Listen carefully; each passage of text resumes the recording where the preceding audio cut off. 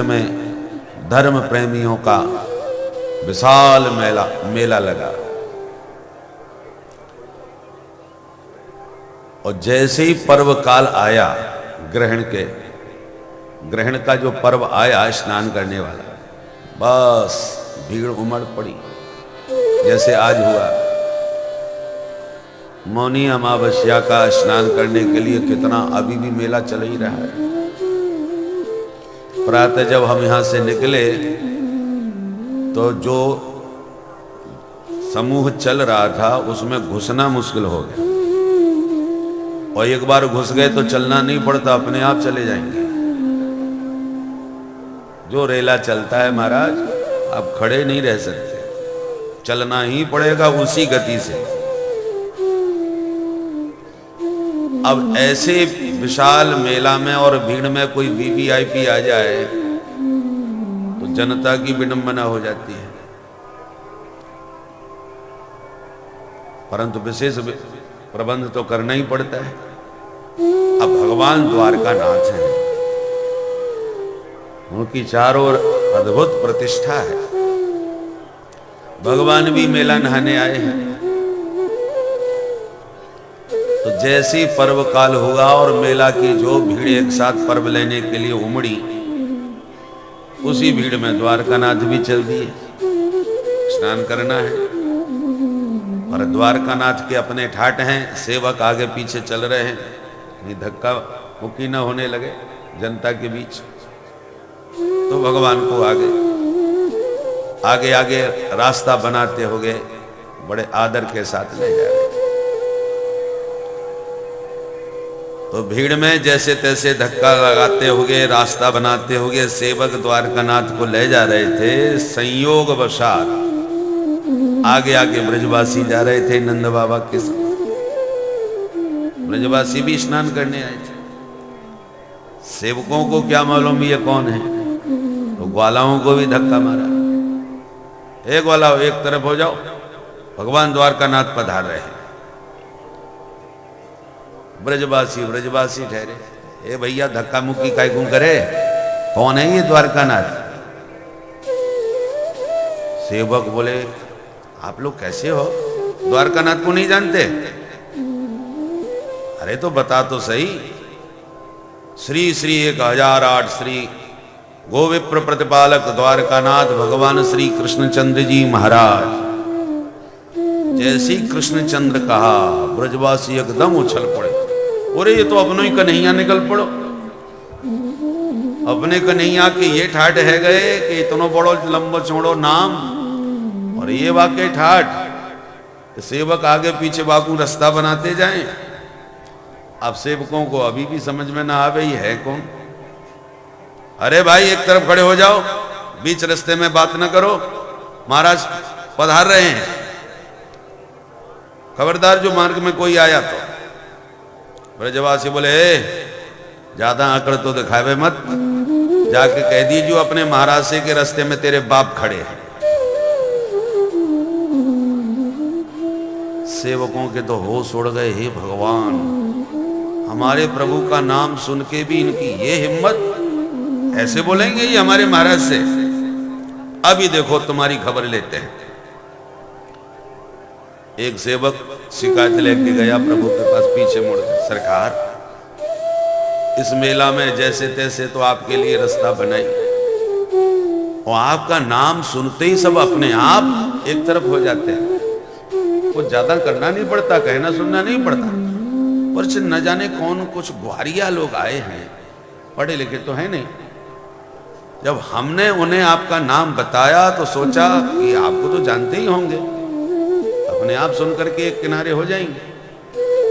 और किनारे होना तो अलग रहा सरकार, वो तो ऐसी अभद्र भाषा बोले कि आपको बता नहीं सकते। ग्वाला शब्द सुन के भगवान भी चौंके।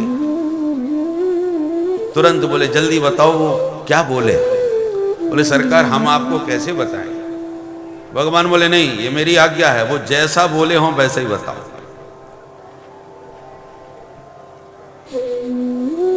तो सेवक ने हिम्मत जुटाई, बोले, महाराज आपका सुनकर के एक ग्वाला तो ऐसे बोला कि जाओ जाके कहना अपने मालिक से कि रास्ते में तेरे बाप खड़े हैं। सुनते ही भगवान प्रसन्न हो गए और प्रभु भी समझ गए कि मेरा नाम सुन के भी जो मेरा बाप बनने की कोशिश करे वो मेरे ब्रजवासियों के अलावा कोई हो ही नहीं सकता।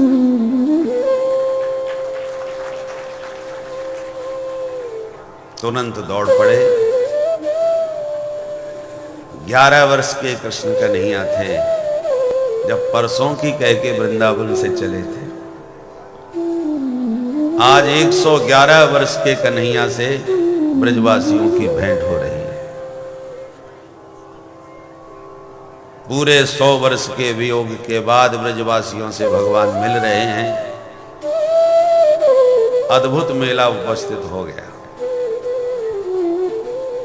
समस्त ब्रजवासियों से मिलकर के नंद बाबा से जसोदा मैया से मिल के माधव इतने मुग्ध हो गए, इतने ब्रजवासी सब प्रसन्न हुए कि पर्व स्नान तो किया सो किया, एक नया पर्व उपस्थित हो गया।